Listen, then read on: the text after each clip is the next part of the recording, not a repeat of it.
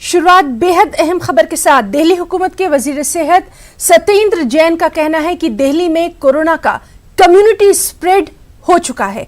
हालांकि community spread तय करना मरकजी हुकूमत का दायरेकार है, लेकिन दिल्ली में जिस तरह के हालात सामने आ रहे हैं बेहद तशवीशनाक है।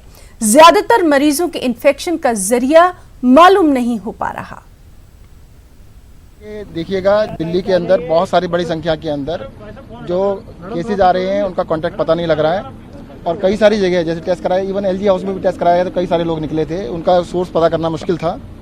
तो दिल्ली के अंदर अब हम टेक्निकलिटी में ना जाएं, और कल एम्स के डायरेक्टर ने खुद कहा था कि दिल्ली के कंटेनमेंट जोन्स में कम्युनिटी स्प्रेड है, परंतु क्योंकि टेक्निकल इशू है और इसके बारे में फैसला केंद्र सरकार ही कर सकती है, वही बता सकते हैं कि कम्युनिटी स्प्रेड है या नहीं। हम तो कैसे स्प्रेड है, हम तो ये कह सकते हैं भाई स्प्रेड है, दिल्ली में बढ़ रहा है, बहुत तेजी से बढ़ रहा है।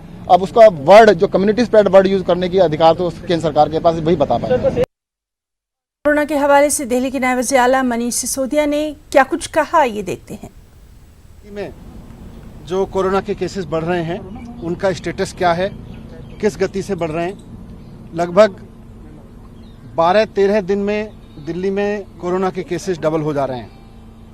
अभी जो डेटा प्रेजेंट किया गया उसमें ये बताया गया कि 30 जून तक दिल्ली में 15,000 बेड्स की आवश्यकता होगी, 15 जुलाई तक 33,000 बेड्स की आवश्यकता होगी, और 31 जुलाई तक 80,000 बेड्स की आवश्यकता होगी कोरोना के मरीजों के लिए। 15 जून तक 44,000 केसेस होंगे और करीब 6,600 बेड्स की आवश्यकता होगी। 30 जून तक 1 लाख केसेस पहुंच जाएंगे और 15,000 बेड्स की आवश्यकता होगी। 15 जुलाई तक करीब 2.25 लाख केसेस हो जाएंगे और 33,000 बेड्स की आवश्यकता होगी।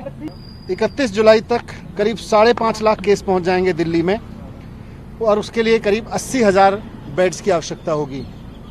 ये तब है जबकि अब तक थोड़े दिन पहले तक लॉकडाउन चल रहा था, और अभी तक दिल्ली के हॉस्पिटल्स में दिल्ली के ही जो निवासी हैं, वो चाहे कहीं से भी, जो आदमी आज दिल्ली में रह रहा है वही दिल्ली के हॉस्पिटल तक आ पा रहा था, जो दिल्ली सरकार के प्राइवेट हॉस्पिटल्स हैं।